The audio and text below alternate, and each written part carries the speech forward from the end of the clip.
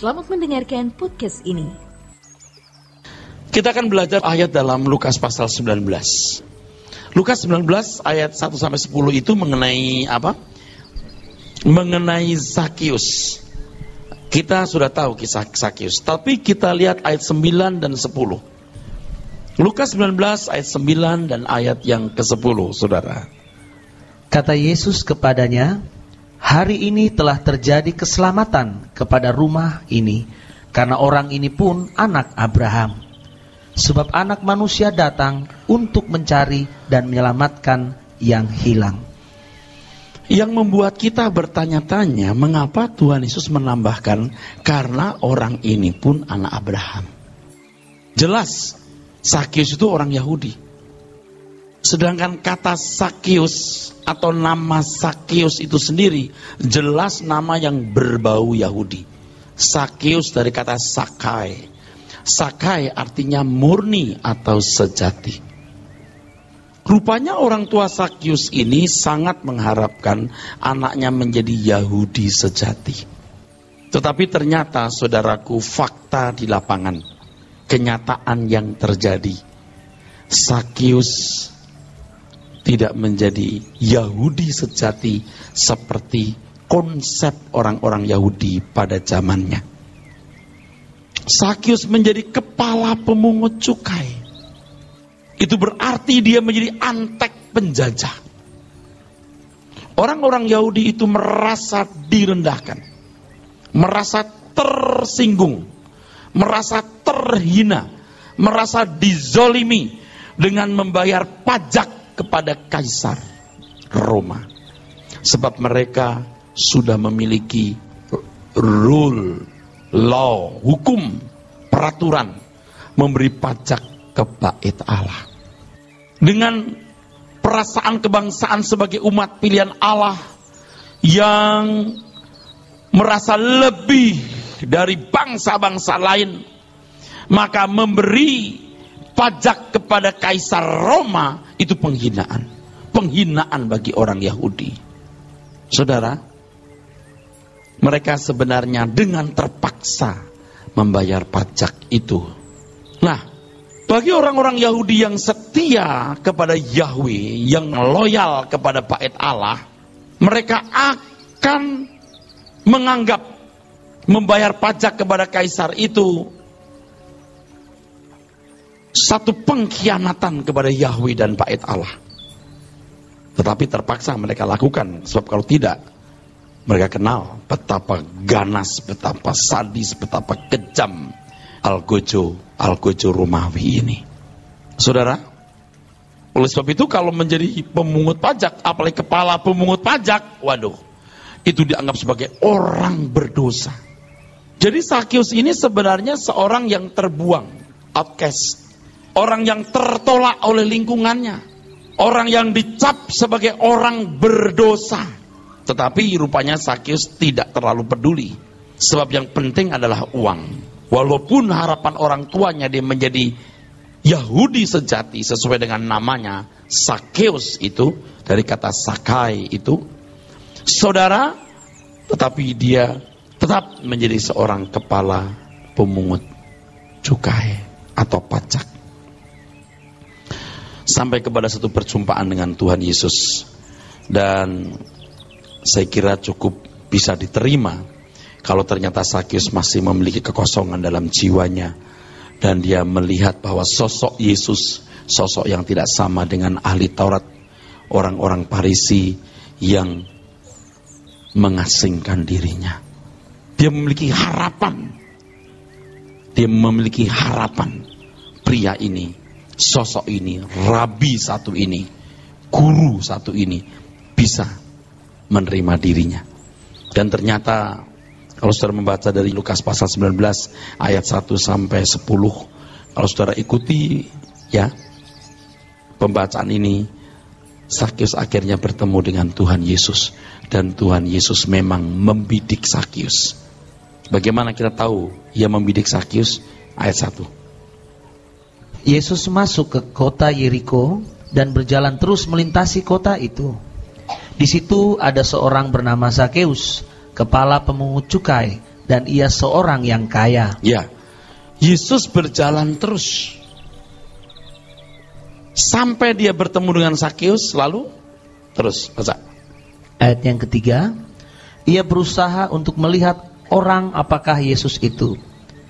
Tetapi ia tidak berhasil karena orang banyak, sebab badannya pendek. Maka berlarilah ia mendahului orang banyak, lalu memanjat pohon ara untuk melihat Yesus yang akan lewat di situ. Ketika Yesus sampai ke tempat itu, ia melihat ke atas dan berkata, Sakeus, segeralah turun, sebab hari ini aku harus menumpang di rumahmu. Ya, oke. Nanti kita akan membaca bagaimana Sakeus memiliki pertobatan. Oke. Saudara, dari pernyataan Tuhan Yesus tadi, ya, ayat yang ke-9, ayat yang ke-9 baca lagi. Kata Yesus kepadanya, hari ini telah terjadi keselamatan kepada rumah ini, karena orang ini pun anak Abraham. Nah, saudara akan melihat di sini dua hal penting. Yang pertama, siapakah Allah yang benar itu? Dan yang kedua, cara penyelamatan yang benar. Allah yang benar dan cara penyelamatan yang benar. Banyak orang tidak memiliki Allah yang benar dan tidak memiliki cara penyelamatan yang benar. Kalau orang Yahudi punya Allah yang benar tapi cara penyelamatan yang salah. Oke. Mengapa Tuhan Yesus menyebut karena orang ini anak Abraham? Pertanyaannya, seandainya tidak, apakah tidak terjadi penyelamatan di dalam rumah itu? Coba ayat 9. Kata Yesus kepadanya, hari ini telah terjadi keselamatan kepada rumah ini, karena orang ini pun anak Abraham. Ya, jelas maksudnya jelas, karena anak Abraham. Saudaraku sekalian, seandainya tidak, coba kita baca Yohanes 4 ayat 22. Yohanes 4 ayat yang ke-22. Kamu menyembah apa yang tidak kamu kenal? Kami menyembah apa yang kami kenal. Ya, kami Sebab- kenal. Kami kenal. Kami kenal. Nenek moyang kami yang kenal. Allah Abraham, terus Ishak dan Ucok, bukan Yakub. Jadi harus Yakub. Halo? Ingat, bukan Ucok. Harus Yakub. Abraham, bukan Ucok tapi Ishak dan Yakub, bukan lain. Betapa beruntungnya kita mengenal Allah yang benar ini. Mungkin saudara berkata, ya, Pak Elas Kristen sih ngomong begitu. Saudara kalau mendalami Alkitab akan terkagum-kagum. Memang Allah yang benar itu hanya Allah Israel. Allah Abraham, Ishak dan Yakub. Nah, Israel di sini tidak ada sangkut pautnya dengan Zionisme politis hari ini, ya. Jangan salah. Saya bukan antek Zionis. Saya bukan antek Yahudi. Saya hamba Allah Yehova, Allah Yahweh, Allah Elohim, Allah Sadra, Mesa, Abednego, yang sering dan selalu memproklamirkan diri sebagai Allah Abraham, Ishak dan Yakub. Jadi bukan Allah yang lain, Allah Abraham dan Ishak dan Yakub, jelas sekali. Jelas. Ini yang saya singgung beberapa waktu yang lalu. Yohanes 4:22 tadi, terus Kamu menyembah apa yang tidak kamu kenal? ya, Kami menyembah apa yang kami kenal? terus. Sebab keselamatan datang dari bangsa Yahudi. Tuh. Ayat-ayat begini tuh nggak sering ditampilkan karena orang takut. Takut dikira antek Zionis, dikira antek Yahudi. Oh, saya bukan antek Zionis. Saya bukan antek Yahudi. Saya hamba Tuhan Yesus yang menyembah Allah semesta alam yang menciptakan langit dan bumi, yang menyatakan diri sebagai Allah Abraham, Allah Ishak dan Allah Yakub. Percakapan itu terjadi dengan perempuan Samaria. Orang yang memiliki darah campuran. Darah Yahudi dan darah non-Yahudi. Sangat besar orang-orang Asyur. Kamu tidak kenal. Kalau kamu mengenal Allah yang benar, kamu harus tanya sama orang Yahudi. Sebab Allah semesta alam yang menciptakan langit dan bumi itu menyatakan diri kepada Abraham. Bukan kepada Ronggo Warsito, Joyoboyo, Kubilai Khan.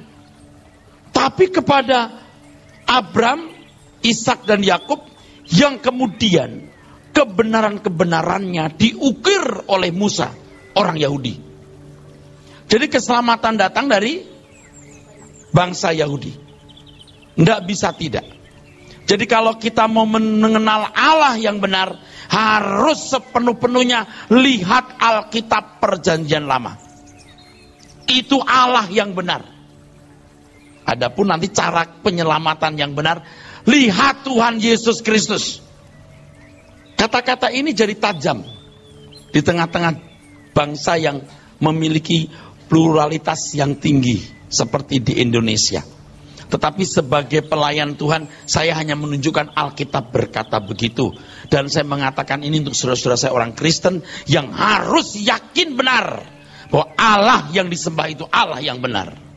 Allah semesta alam yang menciptakan langit dan bumi, bukan hamba Allah yang diimpor dari Gunung Kidul, bukan Allah yang diimpor dari Wamena, tapi Allah yang menciptakan langit dan bumi, yang menyatakan diri sebagai Allah Abraham, Ishak dan Yakub, yang kisah perbuatan-perbuatannya ditulis oleh Musa, baik mengenai Adam dan Hawa, mengenai Nuh dan lain sebagainya. Harus bertanya sama orang Yahudi, jangan tanya pada yang lain. Nggak bisa, enggak.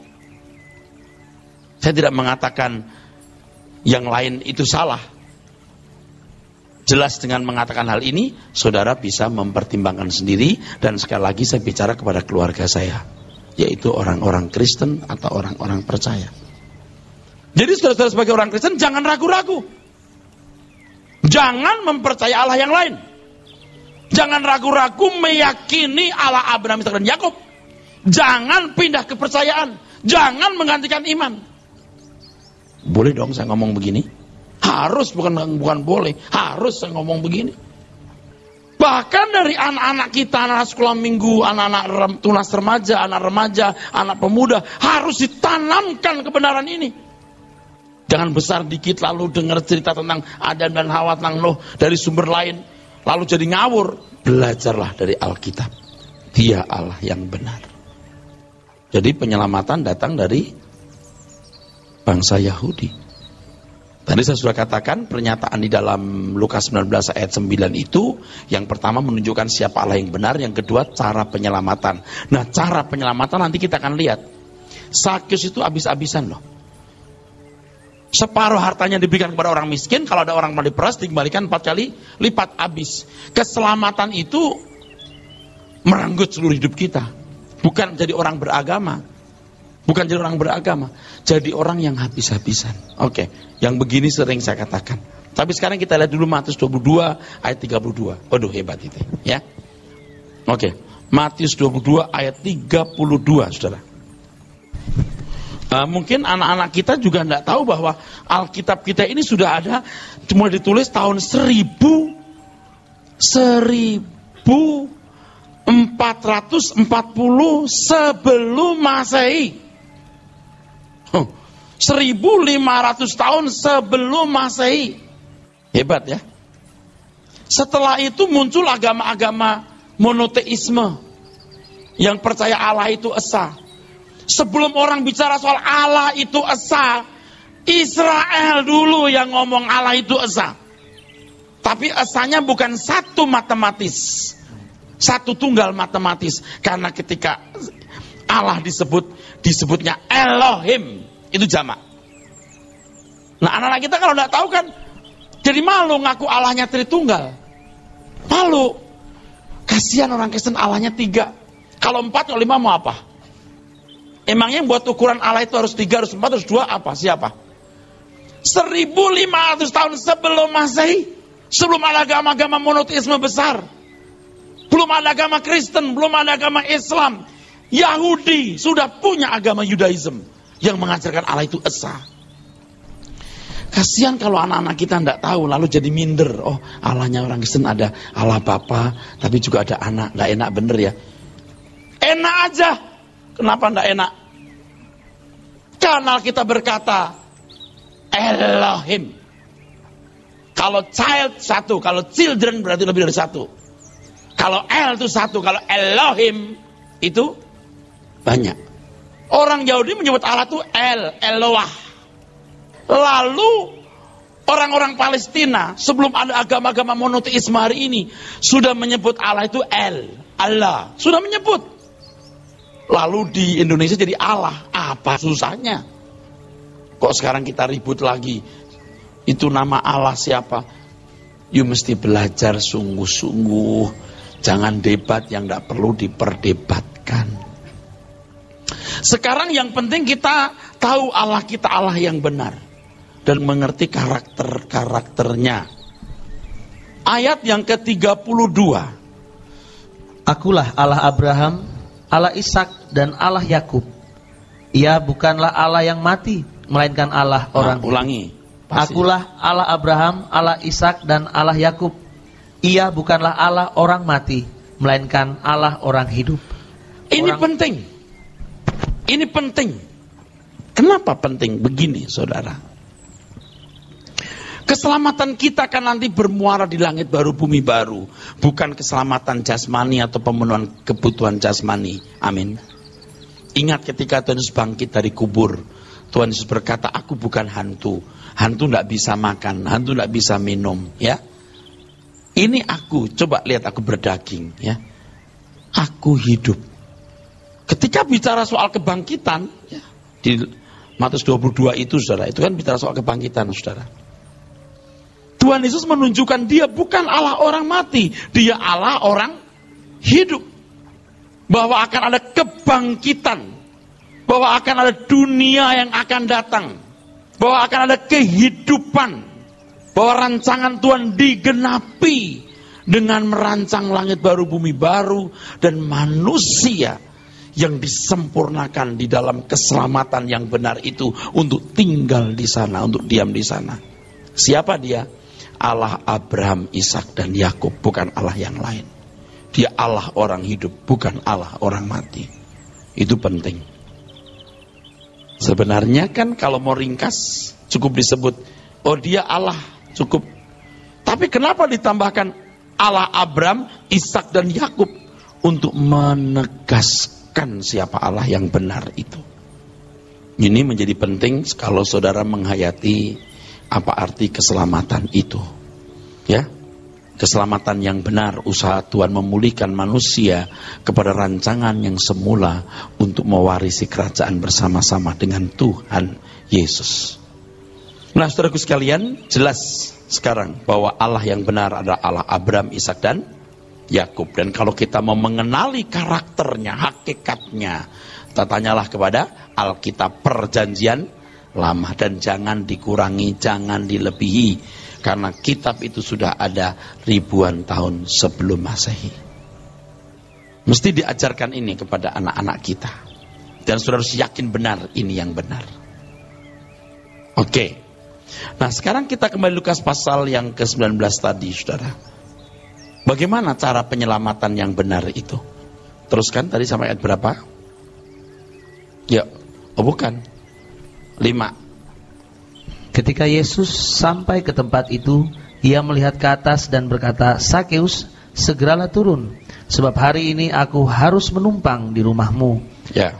Lalu Sakeus segera turun dan menerima Yesus dengan sukacita. Tetapi semua orang yang melihat hal itu bersungut-sungut, katanya, ia menumpang di rumah orang berdosa.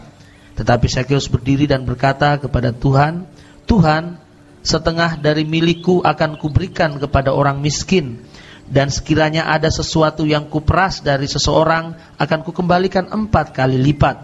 Kata Yesus kepadanya, hari ini telah terjadi keselamatan kepada rumah ini, karena orang ini pun anak Abraham. Oke.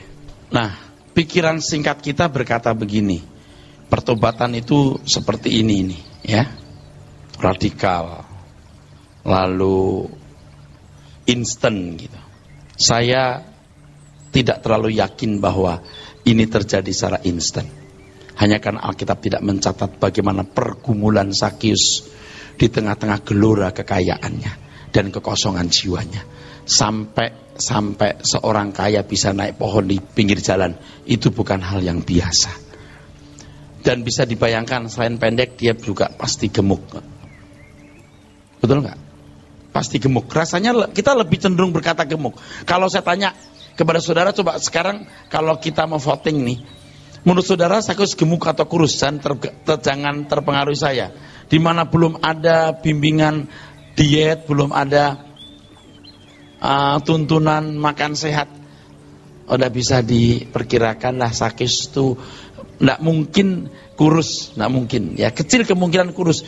Pasti 70%, 80% akan berkata gemuk. Jangan-jangan 90% berkata gemuk.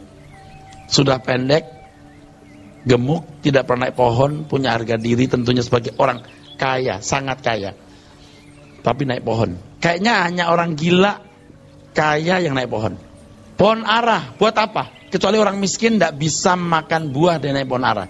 Sakyus bisa beli buah sebanyak-banyaknya. Tetapi Sakyus naik pohon demi melihat Tuhan Yesus. Itu kehausan yang lama. Gak mungkin sekejap kehausan yang lama.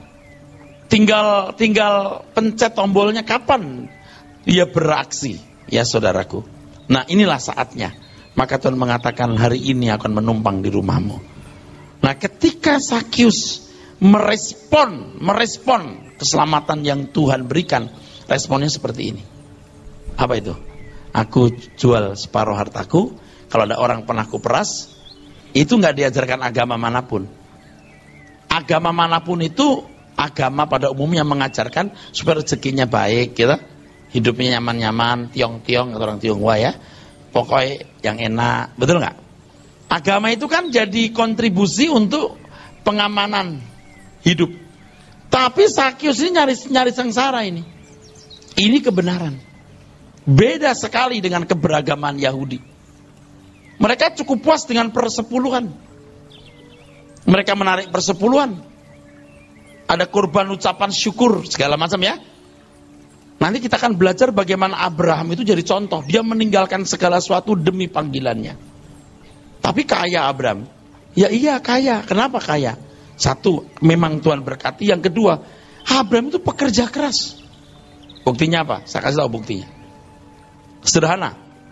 Abraham itu dengan 300 sekian budak-budaknya bisa mengalahkan beberapa raja. Kalau dia cuma suka tidur, bangun, makan, pasti nggak kuat. Halo? Oh tapi sakti Pak bisa terbang, nggak ada gitu. Oh tapi sakti Abraham itu Pak bisa terbang, nggak.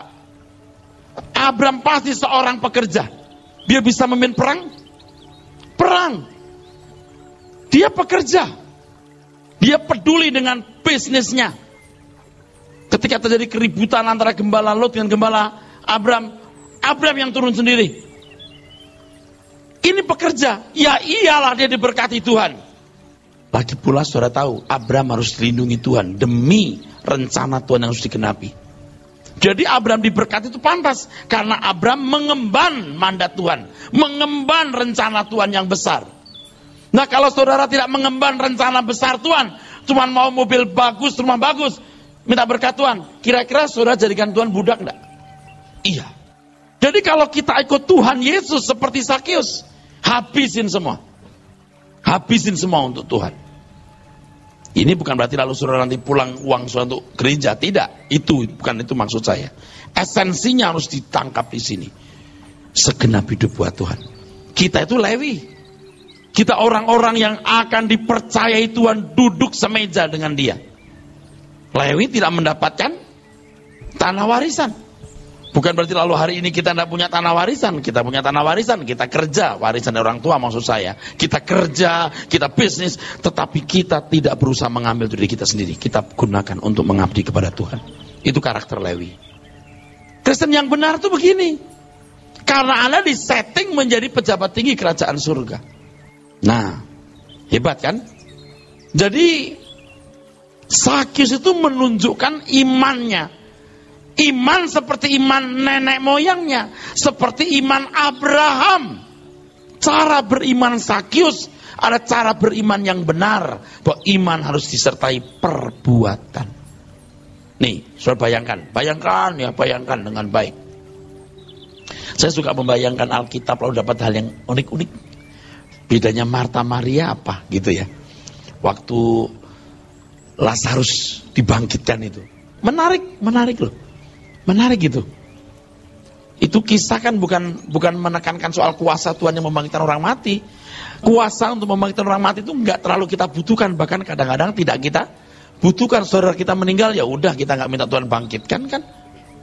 Umur 60 tahun meninggal ya sudahlah, 60 tahun, 70 tahun ya rela, 80 tahun lebih rela. 90 tahun kita harapkan. Lalu apa yang mau diajarkan di situ? Wah, ternyata luar biasa loh. Marta Maria itu beda-beda tipis kelihatannya, tapi beda-beda dalam. Sebenarnya bedanya dalam. Kalau Tuhan ada di sini, saudaraku tidak akan mati. Itu kata Marta. Maria juga ngomong begitu, tapi beda. Yang satu ngomong dengan bersujud menyembah. Wah, beda. Itu ada beberapa penjelasan yang luar biasa. Sekarang bayangkan kalau Sakyus menyambut Yesus masuk ke rumahnya, lalu kasih makan enak, tidur nyenyak, ya, terus kasih uang. Kalau sekarang ya sejumlah besar, buka cek bikin 1 miliar gitu ya, kan kaya raya nih. Udah cukup kali buat Yesus seneng ya, tak? Tapi seandainya Sakyus memberikan uang 1 miliar dari uang yang 10 miliar, ya toh? Tuhan gak bilang keselamatan terjadi di rumah ini. Dan jangan sudah pikir Yesus sudah datang ke rumah Sakyus karena Sakyus kaya. Jangan pikir begitu. Pasti enggak. Amin.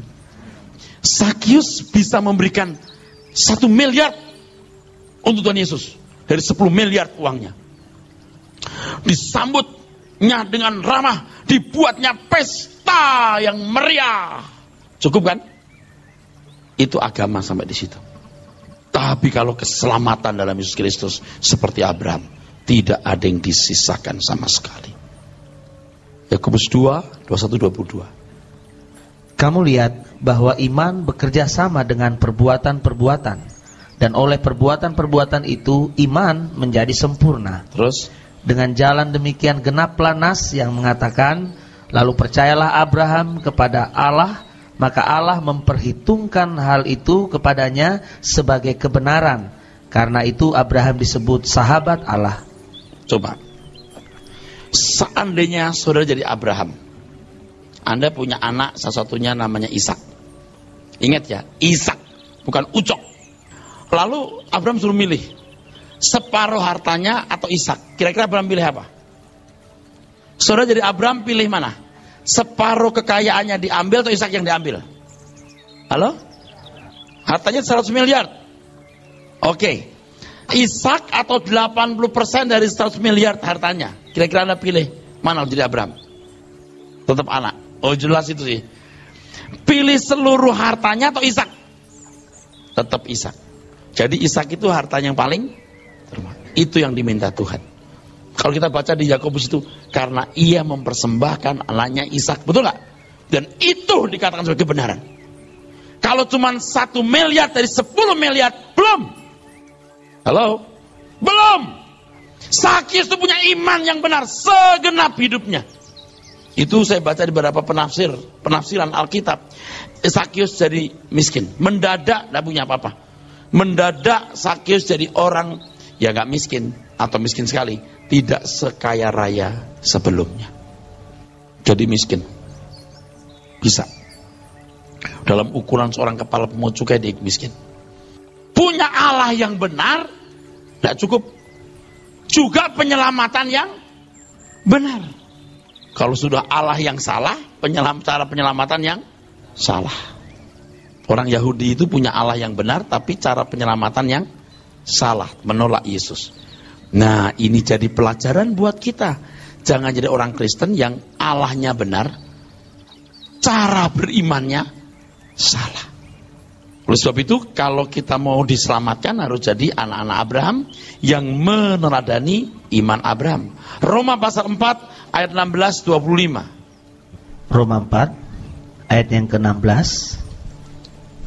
Dibaca. Karena itulah kebenaran berdasarkan iman, supaya merupakan kasih karunia, sehingga janji itu berlaku bagi semua keturunan Abraham, bukan hanya bagi mereka yang hidup dari hukum Taurat. Iya, bukan hanya apa? Mereka yang hidup dari hukum Taurat, terus tetapi juga bagi mereka yang hidup dari iman Abraham. Nah, siapa ini yang hidup dari iman Abraham? Kita orang percaya. Jadi harus jadi anak Abraham. Kalau di dalam surat Paulus yang lain harus jadi Israel rohani, bukan Yahudi yang sekarang lagi ribut-ribut ya, bukan Zionisme yang sekarang sedang ribut-ribut dengan Palestina. Tidak ada unsur politis di sini. Tapi memang Alkitab mengatakan kita jadi Israel rohani, bukan Israel jasmani, Israel rohani. Supaya jadi Israel rohani, kita harus jadi anak-anak Abraham. Untuk jadi anak-anak Abraham, kita harus punya iman seperti iman Abraham. Iman itu penurutan terhadap kehendak Allah. Oke, teruskan pembacaannya.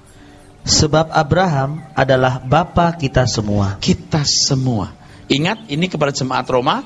Jemaat Roma banyak orang-orang kafir non-Yahudi. Kepada jemaat Roma yang adalah sebagian, tidak semua tentunya, orang-orang kafir non-Yahudi. Terus. Seperti ada tertulis, engkau telah kutetapkan menjadi bapa banyak bangsa di hadapan Allah yang kepadanya ia percaya, yaitu Allah yang menghidupkan orang mati dan yang menjadikan dengan firman-Nya apa yang tidak ada menjadi ada. Membangkitkan orang mati, menghidupkan orang mati. Dia Allah yang hidup, bukan Allah orang mati. Ya, di luar itu Lucifer. Terus. Sebab sekalipun tidak ada dasar untuk berharap, namun Abraham berharap juga dan percaya bahwa ia akan menjadi bapa banyak bangsa menurut yang telah difirmankan. Demikianlah banyaknya nanti keturunanmu. Imannya tidak menjadi lemah walaupun ia mengetahui bahwa tubuhnya sudah sangat lemah karena usianya telah kira-kira 100 tahun dan bahwa rahim Sarah telah tertutup. Tetapi terhadap janji Allah ia tidak bimbang karena ketidakpercayaannya. Malah ia diperkuat dalam imannya dan ia memuliakan Allah. Oke, nanti dibaca lagi hebatnya iman Abraham ini, saudara-saudara sekalian. Nah, saudaraku sekalian, jadi kita harus terhisap menjadi anak-anak Abraham, terhisap menjadi keturunan Abraham oleh karena iman. Oleh sebab itu anak Abraham yang benar adalah orang-orang yang memiliki iman seperti Abraham. Anak-anak sekolah minggu diajarkan lagu, Bapak Abraham mempunyai banyak sekali anak-anak, aku salah satu, engkau juga, mari puji Tuhan, gitu ya. Terus ya, masuk remaja nyanyi begitu juga, aku anak Abraham. Terus, yang saya takut saudaraku sekalian, status anak Abraham itu, maksud saya ucapan anak Abraham itu hanya status, tapi bukan karena iman. Ingat Yohanes pasal 8, 31, 32, 33 berikutnya, saudara membaca, orang-orang Yahudi berkata, kami ini anak Abraham, kami bukan lahir dari jinah. Tuhan Yesus mengatakan, kalau kamu tetap dalam firman-Ku, kamu benar-benar adalah murid-Ku. Kamu akan mengenal kebenaran. Kebenaran akan memerdekakan kamu. Jadi kamu merdeka bukan karena kamu anak Abraham. Kamu merdeka karena kamu mengenal kebenaran. Makanya untuk jadi anak Abraham harus mengenal kebenaran. Kebenaran Alkitab yang benar, yang murni. Sehingga menjadi pelaku firman yang all out. Dan menurut saya, orang yang tidak mengerti kebenaran firman Tuhan tidak berani all out. Tidak berani seperti Sakeus. Tidak akan berani seperti Abraham. Tidak akan berani. Nanti ya seperti bangsa Israel. Merayakan kebesaran Tuhan karena punya kepentingan pribadi. Memuji-muji Tuhan karena punya kepentingan pribadi. Beda dengan anak Tuhan. Ingat, kita membutuhkan Tuhan bukan karena kita membutuhkan suatu kebutuhan atau keperluan. Kita membutuhkan Tuhan bukan karena suatu kebutuhan. Kita membutuhkan Tuhan justru karena kita tidak membutuhkan apa-apa kecuali Tuhan. Itu Kristen yang benar. Jadi kekasih, jadi mempelai. Beda sekali kelasnya dengan orang Yahudi. Beda sekali. Nah, sedihnya hari ini banyak orang Kristen yang merasa sebagai umat pilihan. Israel rohani, anak Abraham, tapi tidak memiliki iman Abraham. Sama seperti orang-orang Yahudi di Yohanes pasal 8. Baca supaya tahu 31, 32 dan berikutnya. Maka katanya kepada orang-orang Yahudi yang percaya kepadanya, jikalau kamu tetap dalam firman-Ku, kamu benar-benar adalah murid-Ku, dan kamu akan mengetahui kebenaran, dan kebenaran itu akan memerdekakan kamu. Jawab mereka, kami adalah keturunan Abraham, dan tidak pernah menjadi hamba siapapun. Bagaimana engkau dapat berkata, kamu akan merdeka? Kata Yesus kepada mereka, Aku berkata kepadamu, sesungguhnya setiap orang yang berbuat dosa adalah hamba dosa. Dan hamba tidak tetap tinggal dalam rumah, tetapi anak tetap tinggal dalam rumah. Jadi apabila anak itu memerdekakan kamu, kamu pun benar-benar merdeka. Ya. Jadi anak itu harus memerdekakan kamu. Bagaimana caranya? Nah, yang sering saya tangkap saudara sekalian dalam kehidupan banyak orang Kristen dari khotbah-khotbah yang saya dengar, seolah-olah otomatis dari Kristen langsung merdeka, ya. Jadi orang Kristen ke gereja langsung merdeka. Enggak. Bagaimana Yesus memerdekakan? Coba lihat apa yang dilakukan Tuhan Yesus. Mengajar. Tetap dalam firman-Ku, kamu benar-benar murid-Ku. Kamu akan mengenal kebenaran. Kebenaran akan memerdekakan kamu. Jadi untuk menjadi anak-anak Abraham, saudara harus mengenal kebenaran. Dengan mengenal kebenaran, saudara akan berani all out seperti Sakius. Yaitu meneladani iman Abraham. Masih jauh, masih panjang perjalanan hidup Kristen kita ini. Nah sekarang kalau kita mau teropong, ya saya nggak bermaksud menghakimi saudara. Saudara sudah jadi anak Abraham belum? Saudara bisa bahasa Indonesia? Mengerti maksud saya? Sudah jadi anak Abraham belum? Allahnya Allah yang benar, tapi cara penyelamatan yang dipahami benar enggak? Ini masalahnya. Makanya kelahiran baru itu bagaimanapun misteri.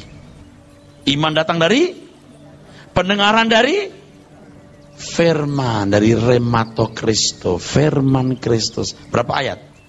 Berapa pasal? Berapa kali ngerkhotbah? Perlu proses panjang sampai orang berkata, ya ini aku mau Tuhan. Diselam jus, tinggalkan manusia lama, hidup dalam hidup yang baru, tinggalkan Mesir dunia menuju surgawi. Anak Abraham itu begitu, tinggalkan Ur Kasdim menuju negeri yang dijanjikan Tuhan. Amin.